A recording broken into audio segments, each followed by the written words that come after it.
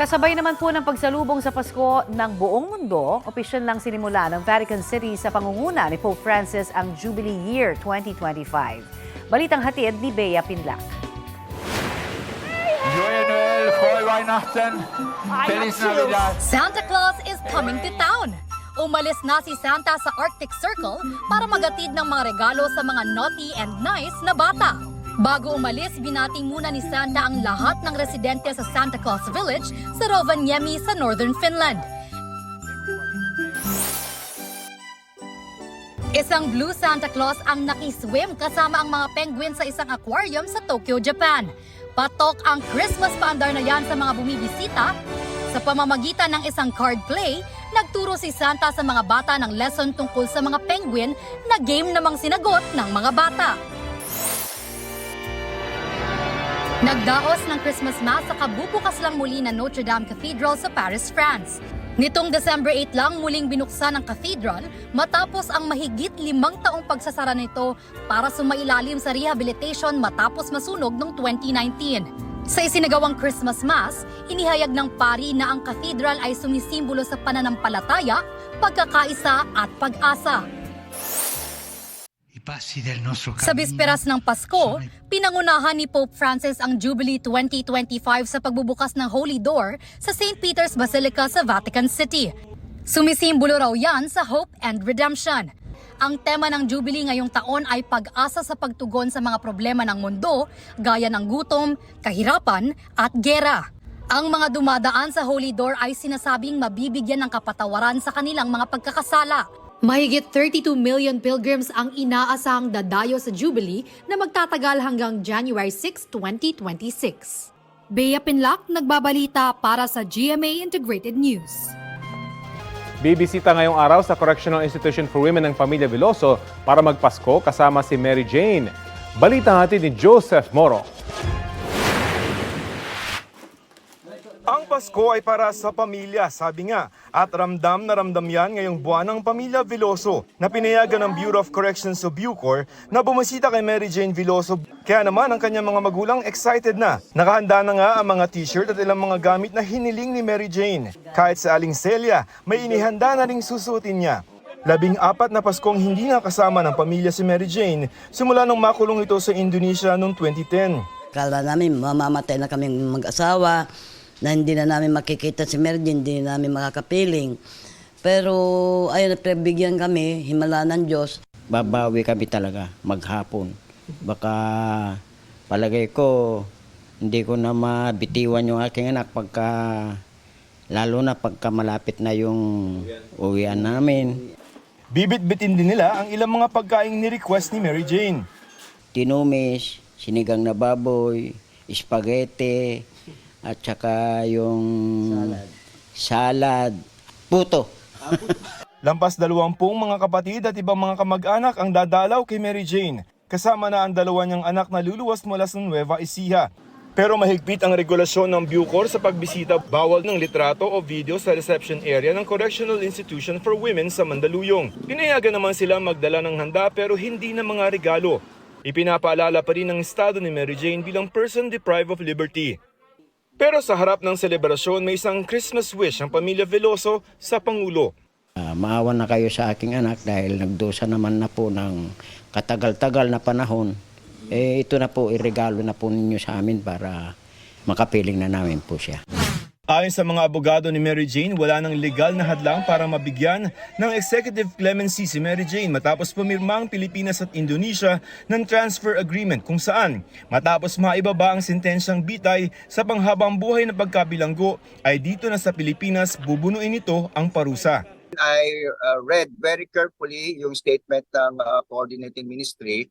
It says that the responsibility for the rehabilitation, remission, or clemency is now passed on to the Philippine government, and they will respect that. Sa bahagi ni BBM, it can demonstrate decisiveness, no? It can also demonstrate ahead of one's country's empathy, mercy, sense of justice. Wala pang bagong pahayag ang Malacanang kung bibigyan ng clemency si Mary Jane. Tradisyon naman ng Bureau of Corrections na magpalaya ng mga persons deprived of liberty tuwing Kapaskuhan tulad ng mga umikli ang sentensya dahil sa Good Conduct Time Allowance. Joseph Morong nagbabalita para sa GMA Integrated News.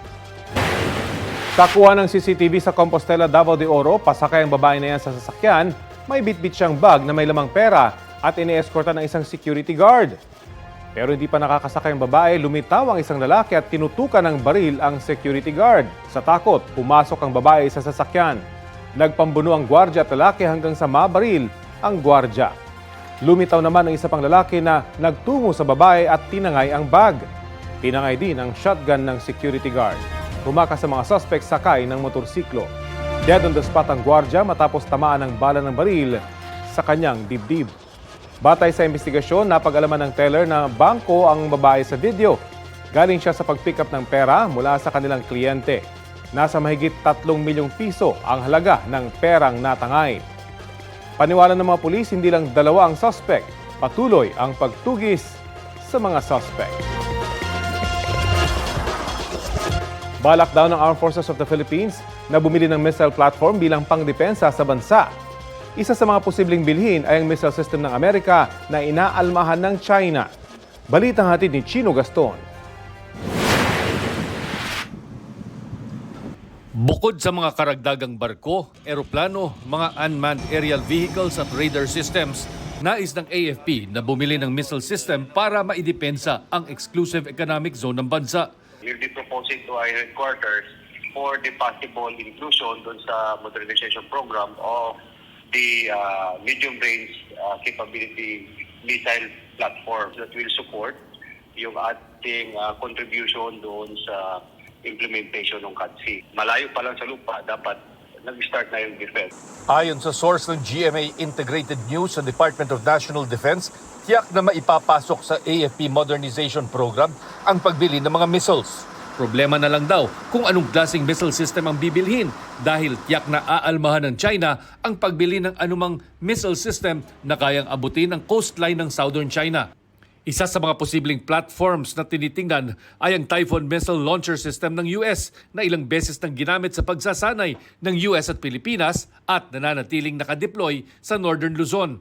Sa isang pahayag, nagbabala ang China na posibleng pag-ugatan ng anilay arms race sakaling bilhin ng Pilipinas ang Typhoon Missile System ng US. Ang kailangan daw ng rehiyon ay kapayapaan at kaunlaran, hindi gulo o armas.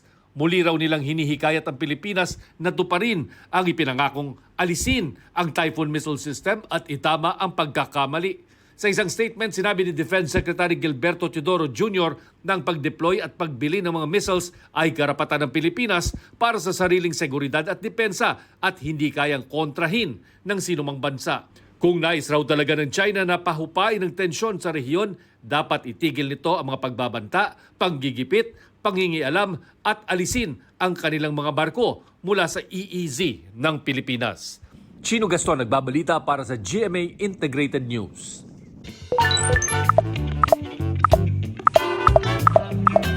Ngayong Pasko, thankful ako sa pamilya ko na nakasama ko kagabi. Na tunay kong minamahal at tunay din nagmamahal sa akin. Ikaw, Raf?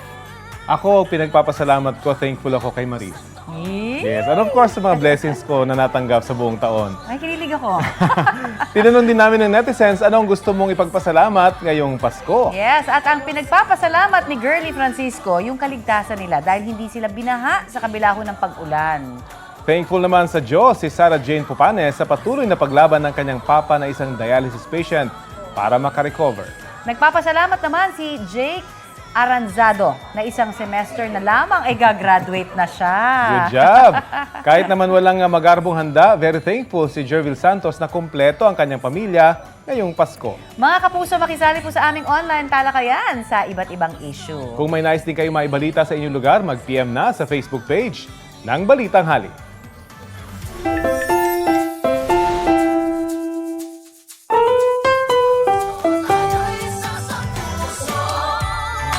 Ayan.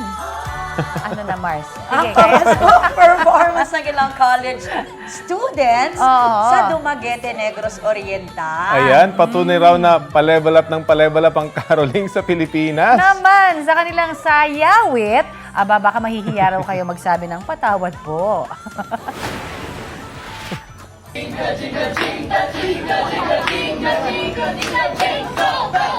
Thank you. Ang gagaling ninyo. Aba, talaga naman no dull moment sa caroling. Simula intro hanggang ending. Sasama kita sa Caroling ko, Mars. Merong stunts, dance breaks at Zumba session. May nag-ala gymnast din sa mga tumbling at twirling na may Wow. kasama pang props. Mga Pinoy yan kaya garantisado rin ang vocals. Aha. Ang video may 4.4 million na ang views. Trending! Ang galing mo, Mars, ha? Oo, di ba? Sa Caroling, Promise, pa-caroling ka. gusto ko yung may modern na equipment, ha? May mic na tayo. At may Ayan. pa-gym. Di ba? Siyempre, gusto natin yan. Correct. Kung kaya pa ng mga buto-buto ko. Maligayang Pasko po sa ating lahat